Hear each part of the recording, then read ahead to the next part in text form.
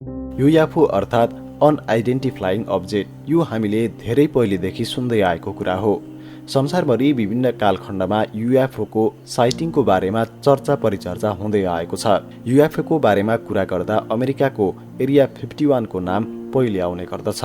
अमेरिकाले एरिया 51 मा युएफओमा अध्ययन अनुसन्धान गर्छ भन्ने गरिन्छ र यहाँ कुनै पनि सर्वसाधारण मानिसलाई प्रवेशमा रोक समेत लगाइएको छ। यो क्षेत्रमा ठूलो संख्यामा अत्याधुनिक हात हतियार सहितका सैनिकले 24/7 गस्ती गरिरहेका हुन्छन्। त्यसकारण अमेरिकाले यहाँ केही गोप्य प्रोजेक्टमा काम गरिरहेको छ भन्ने प्रमाणित हुन्छ। आज हामी नेपालमा भएको युएफओको दुर्घटनाको बारेमा कुरा गर्नेछौँ। यो घटना थियो आजभन्दा ठिक 54 वर्ष अगाडि पोखरा बाटुलेचौरको। विक्रम सम्वत 2024 साल चैत्र 24 गते रातिको 8:15 बजे पोखराको उत्तरी भागको आकाशमा अनौठो उज्यालो वस्तु देखिएको थियो। त्यो वस्तु उत्तर पूर्वबाट उत्तर पश्चिम भलाम डाँडाको काहु डाँडाको नजिकैबाट पश्चिमतर्फ उड्दै गरेको थियो। त्यति बेला बजार क्षेत्रबाट देख्ने केहीले समय समयमा देखिरहने पुच्छ्रे तारा होला भन्ने अनुमान गरे। रातको समयमा पनि निकै उज्यालो देखिएको हुँदा अनौठो भने सबैले मानिरहेका थिए। केही दिन यसको चर्चा पनि पोखरेलीमा चल्यो। के होला भन्ने खुल्दुली सबैमा रहे पनि खासै चासो नै भएन। तर बाटुलेचौरमा भने त्यस रात अनौठो घटना घट्यो। त्यहाँका धेरै व्यक्तिले यो आकाशमा देखिएको अनौठो उज्यालोलाई नजिकबाट देखे। त्यो उज्यालो वस्तु अरू बेला तारा खसी झैं बिलाएन। केहीले आकाशमा चट्याङ पड्किएको जस्तो आवाज सुने, साथै उज्यालो यान जस्तो वस्तु उत्तर पश्चिमतर्फ लागेको जस्तो पनि देखियो। उज्यालो आगो लागेको वस्तु तल खसेको पनि देखियो। राति कहाँ के खस्यो भन्ने कसैलाई थाहा नै भएन। यस घटनाका प्रत्यक्षदर्शी मध्ये एक थिए कुलप्रसाद तिमल सिन्हा। उनी त्यस रात त्यसबेला पढाइने नाइट स्कुल पढेर आफ्नो साथीसँग घर फर्किँदै थिए। 27 वर्षको उमेरमा लक्का जवानलाई रातको त्यो अनौठो दृश्यले डर त लागेन, तर अनौठो भने लाग्यो। आकाश सफा थियो, बादलको नाम निशान थिएन। औँसी आउन केही दिन अझै बाँकी भएको हुँदा रात केही अन्धकार नै थियो। हातमा टर्चको उज्यालोमा दुई साथी गफिँदै फर्किँदै थिए। बाटुलेचौर नजिकै बोके चौतारोमा पुगेपछि आकाशमा उज्यालो चम्किलो वस्तु देखे। सफा बादल नभएको रातमा पनि आकाशमा चम्किए झैं गडाङ गुडुङ आवाज सुनियो। ठूलो विस्फोटको आवाज पनि आयो। उज्यालो वस्तु उत्तर पश्चिमतर्फ लागेको देखे। राति के भएको राम्ररी चाल नै पाएनन्। भोलिपल्ट बिहान गाउँमा हल्ला खल्ला भयो। छिमेकीहरूले आफ्नो खेतको गरामा केही खसेको खबर दिएपछि हेर्न जाँदा खाल्डोमा गाडिएको पातो देखे। करिब 6 फिट जति गहिरो खाडल बनाएर गाडिएको 1 इन्च जति बाक्लो पाता 6 फिट लम्बाइ 2-4 फिट जति चौडाइको थियो र बीचभागमा हल्का फुलेको थियो। उक्त पाता चारपाटे नभएर चारकुनो हल्का गोलो थियो। आफ्नै गरामा भेटिएपछि उनले त्यो बाक्लो कालो पाटालाई 2-4 जना साथी बटुलेर बोकाएर भैँसीको गोठको अगाडि बिछ्याउने काम लाग्ने भन्दै लिएर गए। गोठको अगाडि ओछ्याउँदा माटो नलाग्ने र गोबर सोहोर्न पनि सजिलो भएको थियो। गाउँलेले के वस्तु भनेर थाहा नपाए पनि करिब 1 महिनापछि त्यति बेलाका पोखराका अञ्चलाधीश नन्दबहादुर मल्लले थाहा पाएपछि एक दिन घरमा हेर्न आए र यो त कार्यालयमा बुझाउनु पर्छ भनेर गए। त्यस बेलाको पञ्चायती कालको समय अञ्चलाधीश भनेको अञ्चलकै राजा सरहको व्यक्ति। त्यसमाथि घरमा नै आएर यो कार्यालयमा बुझाउनु पर्छ भनेपछि नाइनास्ती गर्ने कुरै भएन। त्यसको केही दिनमा नै गाउँमा गाडी लिएर कर्मचारी आइपुगे र त्यो पाता अञ्चलाधीश कार्यालयमा लिएर गए। अञ्चलाधीश कार्यालय लगिएको सो पाता पछि कोही कतै भेटिएन। कसैको भनाइमा यो केही दिनपछि बिन्दवासिनी स्कुल बाटुलेचौरमा नै फिर्ता ल्याइएको थियो भने कसैले अनुसन्धानको लागि अमेरिका लगिएको आशंका गरे। यो घटनालाई पोखरेलीहरूले बिस्तारै बिर्सँदै गए। यस घटनाको 33 वर्षपछि 2057 चैत्र 20 गते अमेरिकी गुप्तचर संस्था CIA ले आफ्नो अति नै गोप्य भनिएको दस्तावेजहरू सार्वजनिक गर्यो। ती सार्वजनिक गरिएका गोप्य दस्तावेजहरूमा एउटा गोप्य रिपोर्टमा नेपालमा पनि अज्ञात उडिरहेको वस्तु युएफओ देखिएको उल्लेख गरिरहेको थियो। साथै कास्कीको आकाशमा देखिएको युएफओ दुर्घटना भएको थियो भनेर उल्लेख गरिएको थियो। उक्त दस्तावेजमा दुर्घटना भएको अज्ञात वस्तु पोखरा विमानस्थलदेखि अन्दाजी 8 किलोमिटर उत्तर बाटुलेचौरको कालो खोला नजिकै 28 डिग्री 1546 उत्तरी अक्षांश तथा 83 डिग्री 5910 पूर्वी देशान्तरमा खसेको थियो।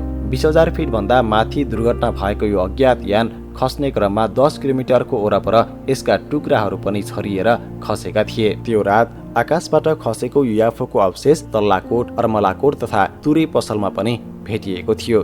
त्यही रात बाटुलेचौर बगैँचामा पनि ठूलो समयको रुखको हाँगा र पातहरू समेत डढ्ने गरी सानो ताउलो जस्तो वस्तु खसेको र खरानी समेत भेटिएको थियो। यस गोप्य दस्तावेजमा उल्लेख भए अनुसार त्यस समयमा नेपाल र यसका आसपासका हिमाली क्षेत्रमा धेरै पटक युएफओ देखिएको भनिएको छ, जसमा 2031 जेठ 31 गते पठाइएको उक्त एक गोप्य रिपोर्टका अनुसार त्यतिबेला 2024 फाल्गुन 7 गतेदेखि चैत्र 12 गतेको बीचमा नेपाल, भुटान तथा भारतको लछाकमा 6 पटक युएफओ देखिएको थियो। विभिन्न ठाउँमा देखिएको युएफओको आधारमा 3 वटा युएफओ रहेको अनुमान गरिएको थियो।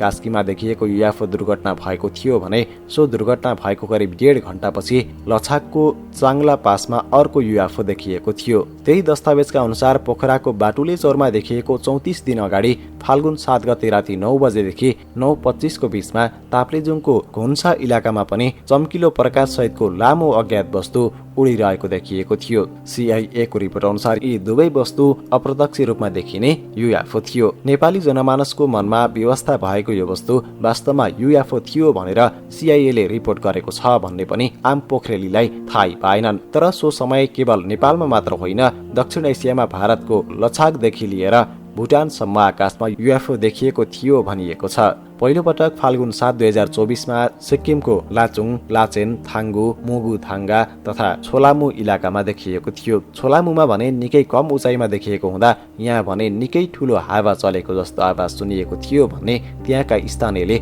जानकारी दिएका थिए। यसै दिन अन्दाजी त्यही समयमा पूर्वी नेपालको ओलाङचुङगोला र खुन्सा इलाकामा पनि लामो उज्यालो तीव्र गतिमा उडिरहेको वस्तु युएफओ देखिएको थियो। हल्का रातो र हरियो उज्यालोले दिउँसो जस्तै उज्यालो बनाएको थियो।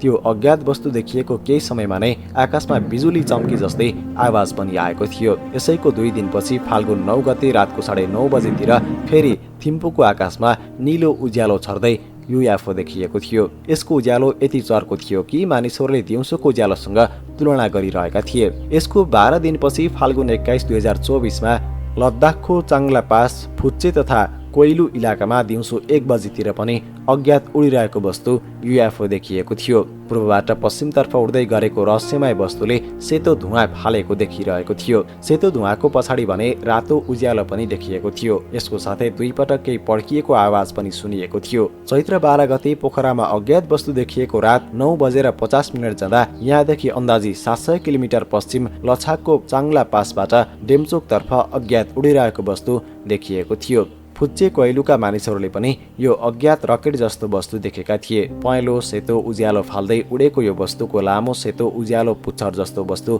देखिएको थियो। करिब 20-25 हजार फिटको उचाइमा उडेको देखिएको हुँदा धेरैले नजिकबाट यसको आवाज पाएका थिए। यसरी भारत, नेपाल र भुटानमा देखिएको अज्ञात वस्तुको अध्ययन गरेका वैज्ञानिकका अनुसार यस क्षेत्रमा 3 वटा युएफओ देखिएको अनुमान गरिरहेको थियो। चम्किलो प्रकाश सहितको लामो युएफओ जुन नेपालको ओलाङचुङगोला तथा घुन्सा र सिक्किममा देखिएको थियो, दोस्रो नीलो प्रकाश भएको युएफओ जुन भुटानमा देखिएको थियो भने तेस्रो सेतो र रातो प्रकाश फ्याँक्ने युएफओ जुन कश्मीर सिमाना र लच्छाक क्षेत्रमा देखिएको थियो। यस घटनाको करिब 4 महिनापछि साउन 8 2025 काठमाडौँ स्थित अमेरिकी रक्षा सम्बन्धी शाखाले अमेरिकी सरकारलाई जानकारी गरायो। उक्त जानकारीको विवरण यस प्रकारको थियो। चैत्र 12 गतेको राति केही अनौठो अन्तरिक्षबाट आएको वस्तु दुर्घटनाग्रस्त भयो। दुर्घटनाग्रस्त क्षेत्रबाट यानको 4 टुक्रा मध्ये 3 टुक्रा नेपाली सेनाको सहयोगले प्राप्त भयो, तर एउटा कोण आकारको टुक्रा भने प्राप्त गर्न सकिएन। साथै केही खरानी पनि प्राप्त भयो, तर यो भन्दा अगाडि नै खम्पा आन्दोलनको लागि सहयोग गर्न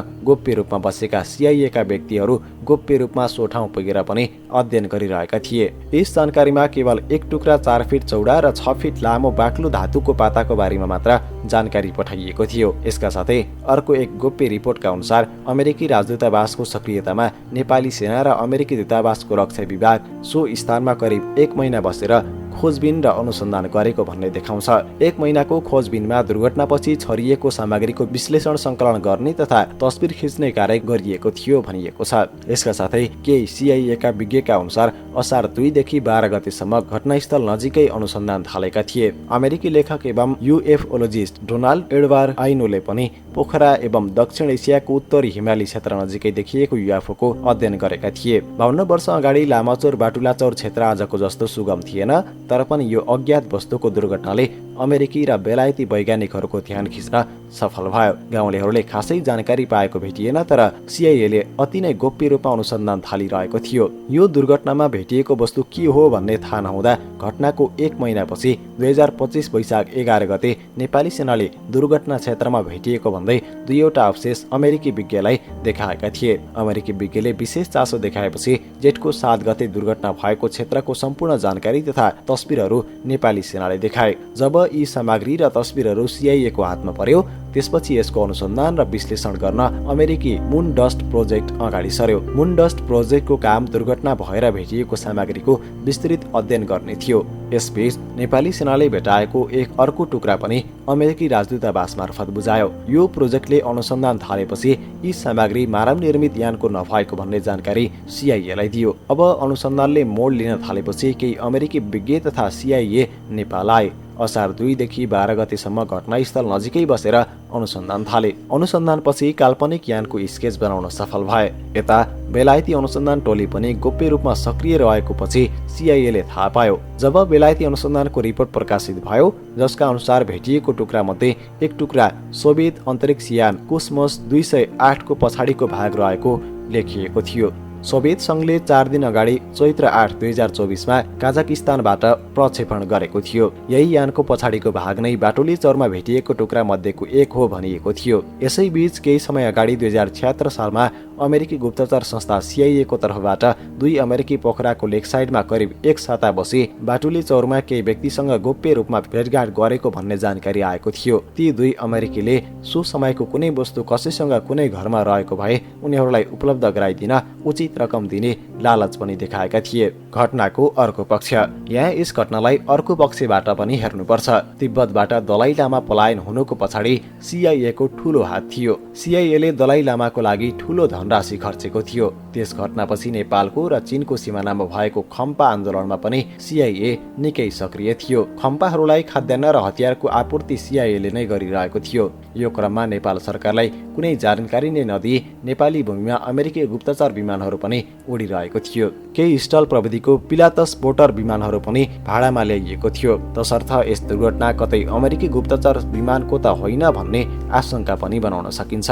10 किलोमिटर क्षेत्रमा भेटिएका विमानका टुक्राहरू अमेरिकी गुप्तचर संस्था सिआइए को सक्रियतामा संकलन गर्नु र गोप्य रूपमा अमेरिका पठाउनुको रहस्य कतै दुर्घटना अमेरिकी गुप्तचर विमानको भएको त थिएन भन्ने पनि शंका गर्न सकिन्छ। अमेरिकी गुप्तचर संस्था सिआइए को चीनिया सीमा नजिकै रहने नेपालको भूभाग कहिले खम्पाको सहयोगमा, कहिले यतिको खोजीमा र कहिले युएफओ को खोजीको नाममा नेपाल भित्रिएर अन्य अनुसन्धान त गरिरहेको छैन भन्ने नेपाल सरकारले पनि विशेष चासो राखेर अध्ययन गर्नुपर्छ। नेपालको आन्तरिक मामलामा मात्र होइन, नेपालको भूमि प्रयोग गरेर भारतीय र चीनिया सरकारका विरुद्ध पनि सिआइए सक्रिय रहन सक्ने तर्फ पनि नकार्न सकिँदैन। अन्तमा भन्नुपर्दा त्यो समय कुनै अज्ञात यानको दुर्घटना भएको तथ्य साबित भइसकेको छ। सिआइए को गोप्य दस्तावेजहरू बाहेक अहिले प्रमाणित गर्ने कुनै आधार पनि भेटिँदैन। 80 वर्ष पुगेका 1-2 जना प्रत्यक्षदर्शी बाहेक अन्य केही भेटिँदैन। नेपाली सेनाको पनि उपस्थिति रहेको र नेपाली सेनाले तस्बिरहरू पनि लिएको देखिए पनि नेपाली सेनासँग केही दस्तावेज सुरक्षित रहेको भन्ने पनि देखिँदैन। तसर्थ निष्कर्षका रूपमा भन्नुपर्दा सो समय बाटुला चौरको आकाशमा विमान दुर्घटना भएको तथ्य सत्य नै भए पनि सो विमान वास्तवमा बहुचर्चित युएफओ नै थियो वा अमेरिकी गुप्तचर विमान थियो भन्ने यकिन गर्न कठिन भएको छ। तर हामीसँग कुनै आधार र प्रमाण नहुँदा अमेरिकी गुप्तचर संस्थाको लिखित दस्तावेजको आधारमा त्यो दुर्घटना युएफओ को नै भएको स्वीकार्नु पर्दछ।